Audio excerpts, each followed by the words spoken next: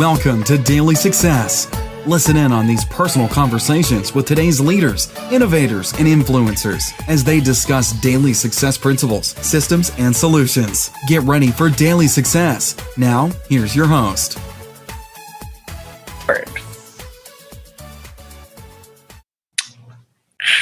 Okay.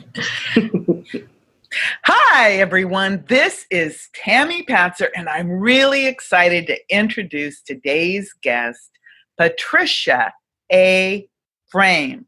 She is the author of The Faces of Eve. And I'm really excited because today we are talking about daily success. And Patricia's word of the day is wisdom. Before we get started on talking about wisdom, I want to tell you a little bit about Patricia. She claims she's just an ordinary woman, but I have met her, and let me tell you, when she talks to you about any topic, you listen. So I want everyone to pull out a notebook because you're going to want to take notes. This interview is a conversation, so think about it in terms of, let's say that Patricia and I were in a restaurant and we're having this discussion about what is wisdom. You would be at the next table or at the next booth, and you'd be like this, leaning in to listen, because it would be a fascinating conversation, and you would probably just be holding yourself going, oh, I want to be involved in this conversation, but you would be holding yourself back, okay? That's the type of conversation that we're going to have today with Daily Success, word of the day, wisdom with Patricia. So I'm going to go ahead and ask Patricia to tell me a little bit more about herself. So Pat, since I know you, I'm going to go ahead and call you Pat. Tell me more about you and what is your big mission? Good morning, Tammy, first of all. It's good to see you and talk to you and have this conversation like we're saying. So first, I'll tell you a little bit about myself. I always call myself an ordinary woman. You know, I was born in the 60s. I came up through that era, went to high school, went on to college, joined the military, you know, lived life to the fullest, got married, had 2 children and so forth, you know, established a career. And then, you know, in the midst of all of this, these were my desires and my things that I had set for myself, goals. And in the midst of the height of where you should be satisfied, all of a sudden my life fell apart. And a different series of events started happening to me. You know, my marriage dissolved. I was in a tragic car accident, and a bunch of stuff happened. And I just had questions about why do these things happen to people that are trying to live a righteous life or a good life. I was always involved in church and giving to people. And I had some questions, you know, that I needed to talk to our Creator about, to talk to God about. And in the process of all this, I think I learned a little bit of something that I can apply to my life. So I'm an ordinary woman that's just gone through similar events like everybody else, you know, but I try and sit on the sidelines and I try and observe and use all the information that is given to me, whether it's through other people, whether it's in church, whether it's involved with a girl group. And I sit down and I think about, you know, what are they saying? What are the actions that they're doing? And what are the consequences? Because every action and every word has a consequence. So what I'm doing now is, after I've come through my journey, and I had to kind of rediscover myself, because what I thought I was, or who I thought I was, wasn't actually who God intended me to be, you know? And so with that disconnect, there was, you know, turmoil in my being. You know what I mean? When you're not singular in thought and mind and action, then it causes strife and confusion. So now I just help come alongside of women as they're traveling their journey of life, whatever that looks like. And most of the time it is similar to my history, you know, meaning that it has not always gone according to one's plan. And, you know, then we try and sit down and figure out, you know, what have I done in the past that attributes to the situation that I'm in, and what can I do in the future to make that situation a better situation. So it's through mentorship. I do teas once a month. I have a group of women that come to my house, and we sit down and we study topics. Like now we're studying what trust looks like. Or I teach I'll be doing a Me Too, Beyond Me Too conference coming up in May. So those are women that are dealing with abuse, and I will be giving them hope. Because there is hope after a traumatic incident in our lives. There is hope after failure. And sometimes we get caught up in the failure, or we get caught up in not being successful or not having our dreams come to maturation. And we need to move beyond that, because there's always something greater. You can take those past experiences and use them to catapult you into something that is positive and something that is good. So I teach. I mentor one-on-one. I teach large group sessions. I'm a public speaker. I'm an author of an internationally published book for women, predominantly. And I'm a mother, and I own pets. So that's what I do. Well, you certainly have a full life. And what I really want to focus on today is the daily success word of the day. And as you know, when we think about the word wisdom, it can create all kinds of images for everyone. And you have a really unique take on the definition. So let's just get right into, what is your definition of wisdom? Okay, my definition of wisdom, I had to sit down and think about this when you asked me to do this. And I said, wisdom is like an old woman. Right? We're just going to kind of read this and walk ourselves through it. And she has a voice that she chooses to speak and apply truth. So that's what wisdom is. Wisdom is very valuable. It's not something that we can trade for. It's not something that we can go to college and get, right? You can go get an education and get a degree, but that doesn't necessarily mean you're wise, right? So what is it that makes a person wise? It's them knowing that there is a higher knowledge, right? And that should be kind of be the plumb line of how we exist, how we treat people. And we live by that plumb line that has been established for us, right? A man is wise in his own thoughts, but that doesn't necessarily mean he's wise. So there has to be something greater than us. And I call that, to me, that's Father God. And so when I look at his word and I see his principles, I think of an old woman, a woman that has gone through life, right? The good things, the bad things, and she has taken bits and pieces of her learned experience, right? And she has internalized them and thought about them and wants those bits of information to produce a better and a greater way. Does that make sense, Tammy? Yes. So when you learn something, right, when you go through a situation in life, and if you repeat that same mistake twice, then you haven't learned anything. You don't have wisdom, right? Because you're not taking the knowledge of your experience and changing the outcome of the pattern. Does that make sense? So wisdom is to take your experiences, take what you've learned, take the reactions that you see in other people. If it brings forth a bad harvest, then that's maybe something that you're not going to want to repeat, right? But so how can we take all that information and then have it manifest in a positive way that affects people in a good way instead of a negative way? And I think that's wisdom. And it also applies, internally. It's not only external. Say if you are in an abusive situation, just because we're talking about Me Too earlier, wisdom would say, protect yourself, protect your children, get out of this situation, make plans so that you can escape, right? Have a vision of another life. That's wisdom. To not apply wisdom would be, I'm going to stay in this situation and maybe hope that it's just going to get better all by itself. That's not very wise. So wisdom is something very practical. It's a practical tool that we tap into and that we can actually change the outcome of what's going on around us. So go ahead. Oh, I was just curious about wisdom, and because you used a prime example of that fight that people have, especially in relationships, is to come or to stay or to go, the back and forth.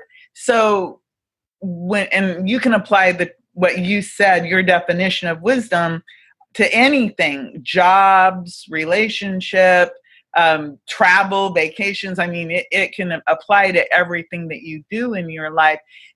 So in your opinion, then, is wisdom innate or is it learned? I don't think it's innate.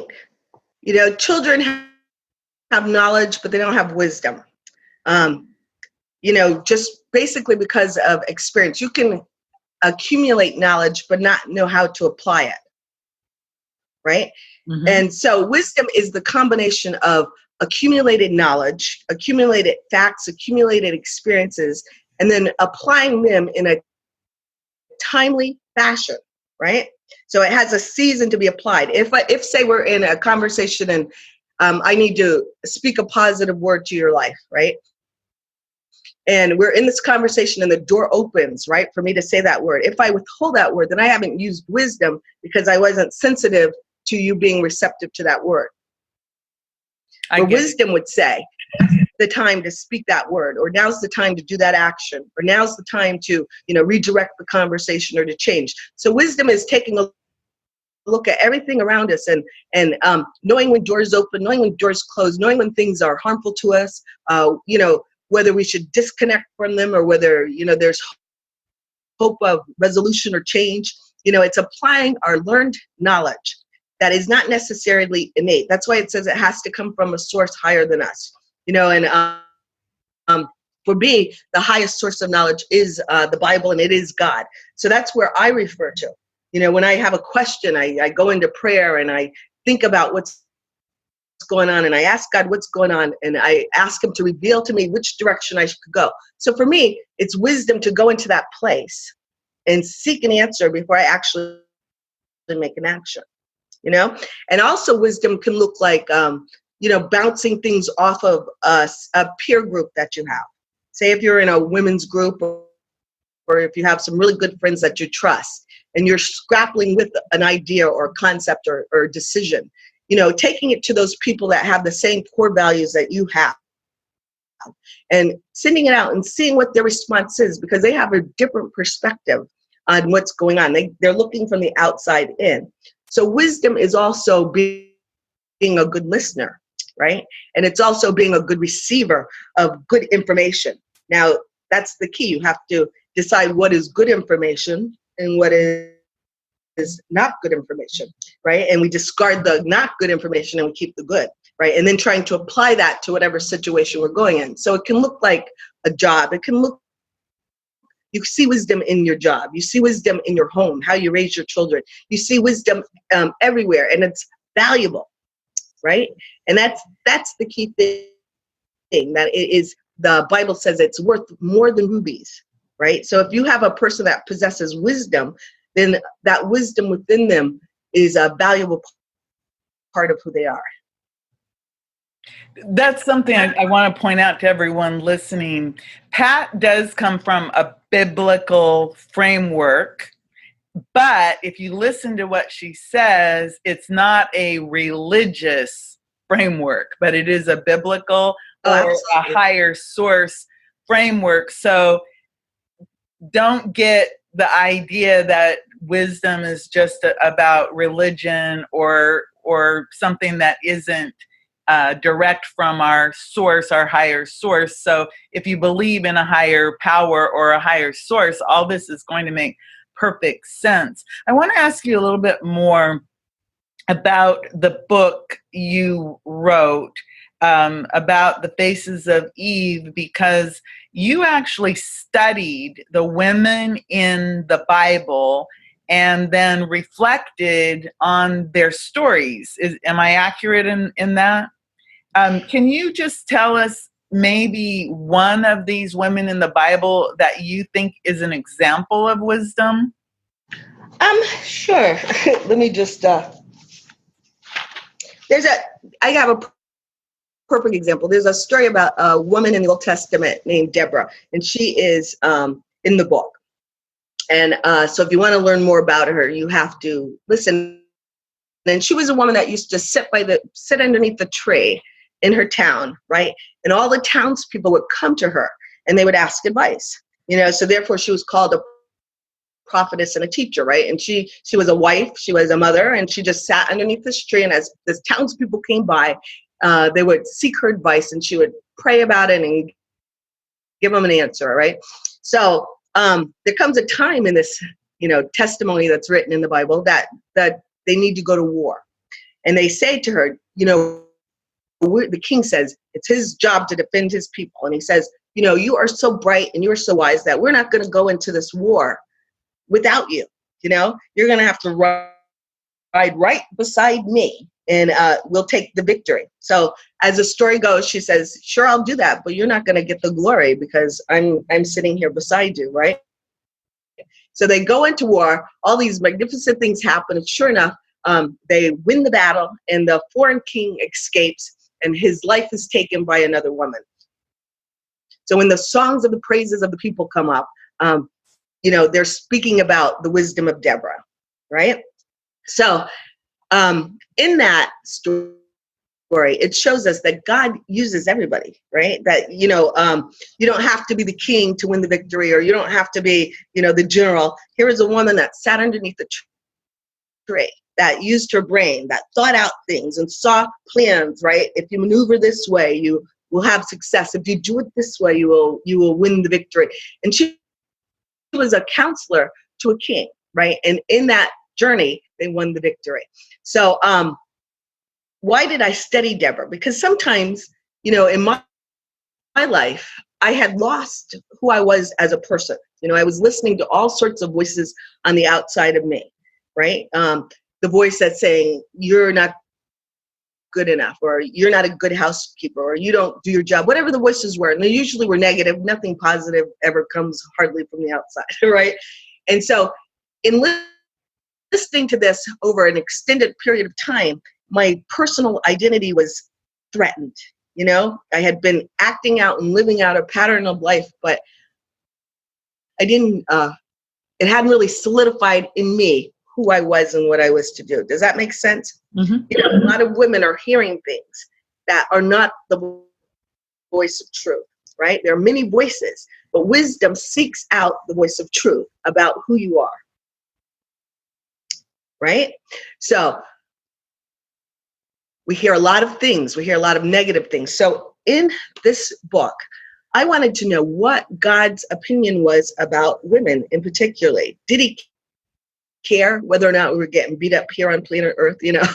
What was his response to us as individuals, and especially that feminine side, right? You go to church and you hear only the male side of the story. You never get to hear the female side of the story. So in my journey, I wanted to know, was I significant? Was I important?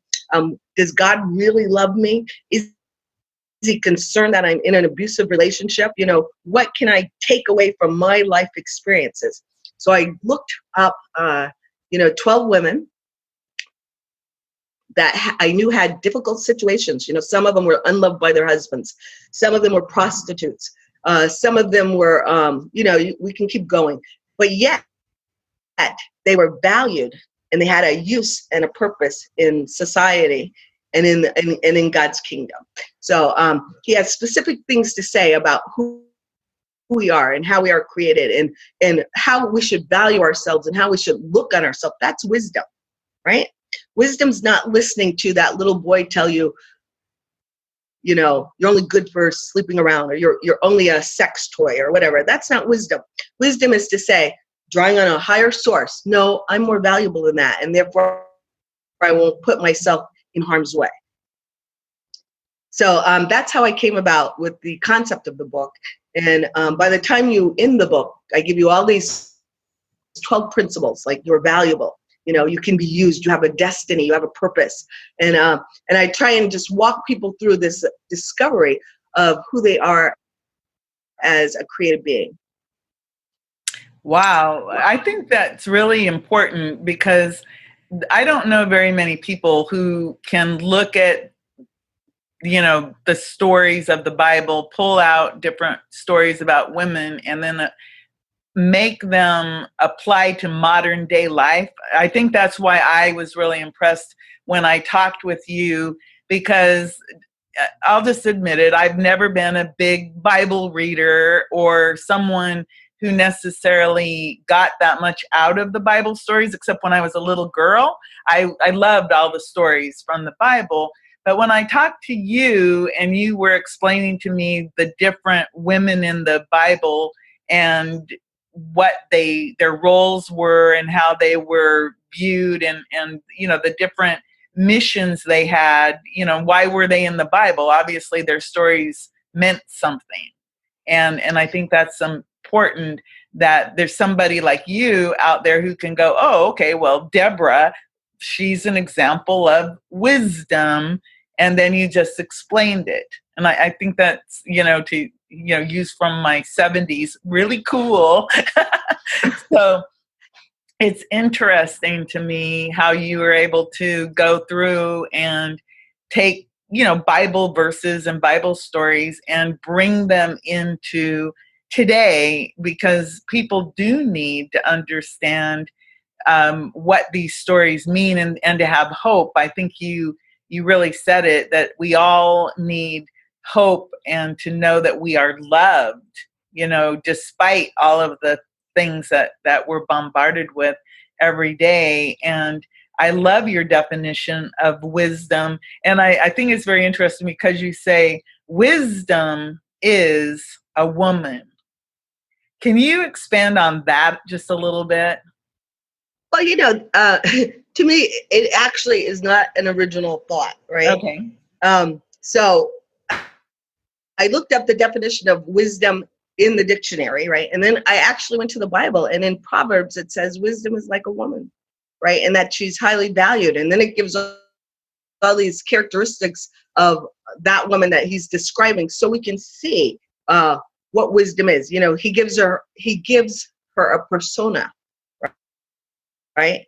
So the persona is that wisdom is, this old woman, and she's really cool. She's lived through a bunch of stuff, right?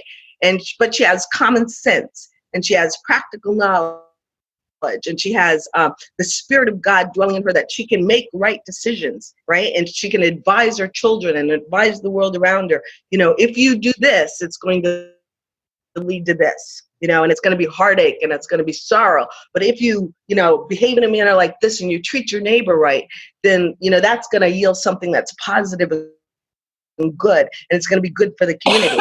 So we have the concept of wisdom as a woman. I actually plagiarized that from the Bible.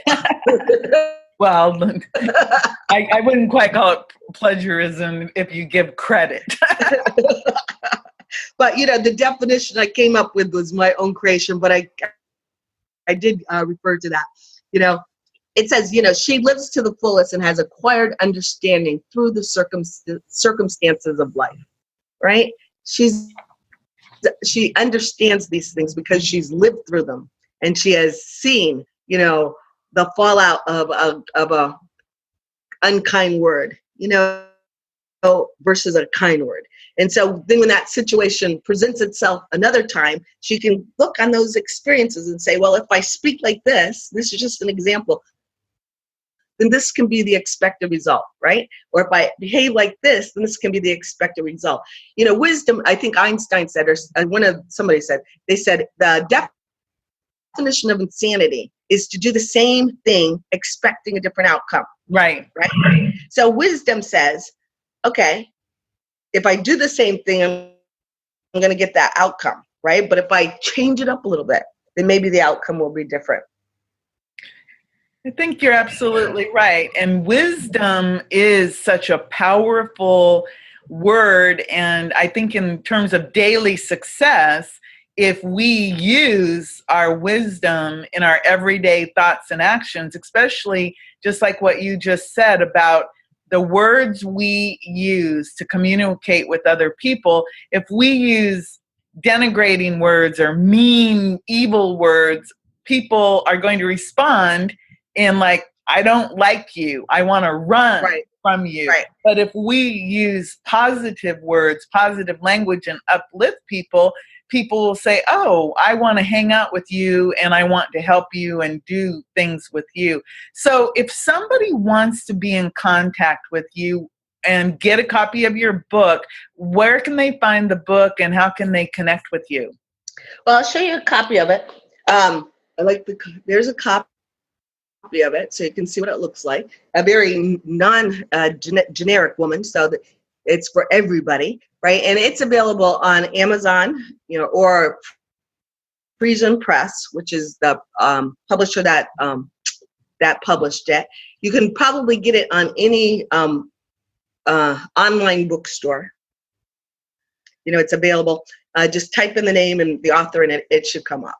And if you are having problems with that, you can always contact me. Great. And your website is patriciaaframe.com? Yes, it is. So, that just keeps a tab on, I blog on occasion, and it, keeps a tab on what I'm doing. I'm trying to become more public. So the things that I'll be speaking at or the events. I also do a Facebook Live a couple of times a week. So if you go to Facebook and plug me in as a friend, then you will get messaged, when I'm on live, and I just give out 15 to 10 minutes, encouraging words, something that you can carry with you through the day. I'm continued to writing, speaking. What else? I'm on Twitter, and what's the other one? Instagram? Graham, right. But you can find Patricia A. Frame on social media. Right. That's really right. Cool. So wizdəm, everyone, I just want to talk a little bit about daily success, word of the day. Every day I interview someone like Patricia A. Frame about a word, and we have a conversation about what it means and how it affects us in our daily life for daily success. So today, of course, we were talking about the word wizdəm with Patricia's original idea of what wizdəm means to her. So you can tune in every single day and listen to a word of the day. And the words are all, let's just say, positive daily success words. And wizdəm is just one of them. You can look forward to hearing about gratitude, reinvention, transition, even some unique words, phrases. One person is going to be talking about the phrase swim free and what that means. So you can look forward to some really interesting conversations with different types of people, men and women from all over around the world, talking about a deep dive into a word and what they think about it and who they help. Again, everyone, Patricia A. Frame, The Faces of Eve is the book. You can go to www.patriciaaframe.com. And before I leave, I'll let Patricia close us out with some word or words of wizdəm. So my word of wisdom for today is that wisdom is not just for women, right? It can be for anyone, the young, the old, the male, the female. But I think it starts with being truthful, right? Truthful in whatever situation you're in, right? Truthful about how you feel, truthful about what's going on with the people around you, truthful about what situation you may find yourself in. Sometimes we don't have wisdom because we don't want to address what truth is being shown to us, right? So I think the first step, all can be wise. It's not elusive, right? It's not something that one person can have and another person can't have. It's something that we all can have if we just are truthful and if we seek to be wise, right? You watch, you observe, you listen, you see what works, what doesn't work, you see what's conducive to harmony and unity versus, division, right? And we put ourselves in that place that we all as humanity are working towards the same goal, which is, to live in peace and to live in a love environment. That sounded kind of great. Well, that's our goal, right? We're going to wrap it up. Thank you so much for being my guest today on Daily Success Word of the Day. Thank you so much, Patricia. You're welcome, Tammy. Thank you for having me. I appreciate it so much. This is Tammy Patzer, and this is Daily Success Word of the Day. Wisdom. Be wise, everyone. You've been listening to Daily Success. Tune in again and subscribe. Never miss a moment of daily success.